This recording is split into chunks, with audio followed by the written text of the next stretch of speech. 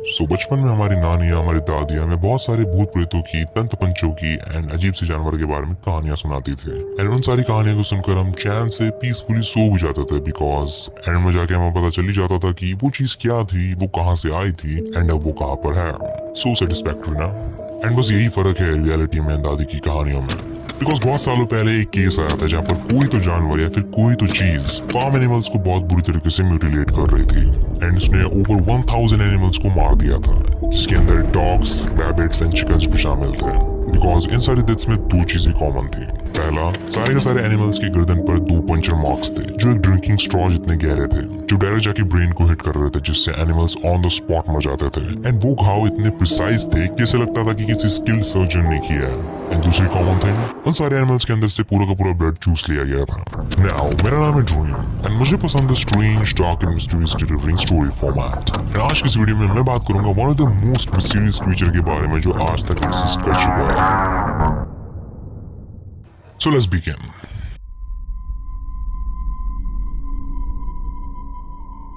So ये जो तुम देख रहे हो, ये सब यहीं से स्टार्ट होता है। लेट फरवरी 1975 पोर्टोरिको के एक छोटे से गांव मोका में एक बहुत डिस्टर्बिंग केस इमर्ज होने लगता है। फार्मर्स नोटिस करने लगते हैं कि उनके जानवरों को कोई बहुत मिस्टीरियस तरीके से मार रहा है। एक फार्मर फाइंड करता है कि उसकी 15 गायें, 3 बकरियां, 2 गीज एंड एक पिग को किसी मिस्टीरियस क्रीचर ने मार दिया है। उन सारे जानवर की बॉडी में 2 पंचर मार्क्स हैं एंड आफ्टर ऑटोप्सी ये पता चलता है कि उन सारे जानवर के अंदर खून है ही नहीं। मेरा मतलब ये कैसा क्रीचर है? आई मीन गर्दन पर 2 घाव एंड बॉडी में एक बूंद भी खून नहीं रहता। आई मीन ये सब देखकर मेरे दिमाग में सबसे पहले वैम्पायर ही आता है। मतलब आधी रात में कोई क्रीचर फार्मर्स के एनिमल्स को मार रहा है, उनका खून ड्रिंक कर रहा है। फर्स्ट मेरे दिमाग में हमेशा वैम्पायर ही आता है, लेकिन वहाँ की लोकल अथॉरिटीज ने फर्स्ट ये थियराइज किया कि ये डॉग्स का काम हो सकता है एंड जिसके बाद उन्होंने केस को बंद कर दिया।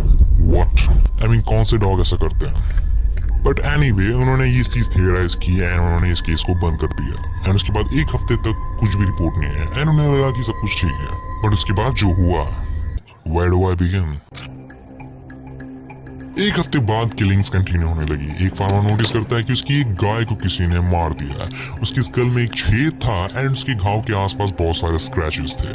इसके 1 हफ्ते बाद ही 15 मार्च को एक और फार्मर नोटिस करता है कि जो भी क्रीचर इस गांव को स्टॉक कर रहा है उसने उसके 34 चिकन्स को मार दिया है। एट दिस पॉइंट वो जो भी क्रीचर है उसने 90 जानवरों को मार दिया था। एंड उसके 3 दिन बाद ही मार्च 18 को एक और फार्मर नोटिस करता है कि उसकी 2 बकरियों को किसी ने मार दिया है। उनकी गर्दन पर 2 पंचर मार्क्स हैं एंड उनकी बॉडी में खून है ही नहीं। एंड उसके नेक्स्ट मॉर्निंग ही 7 और उसकी बकरियां बहुत हेवीली इंजर्ड मिलती हैं। 10 तो पूरी मिसिंग होती है एंड 10 की डेथ हो गई होती है। At this point local news भी उसके ऊपर ध्यान देने लग गया था एंड उन्होंने इस किलिंग को एक नाम भी दे दिया था जो था एल वैम्पायर दे मोका, मतलब मोका का एक वैम्पायर।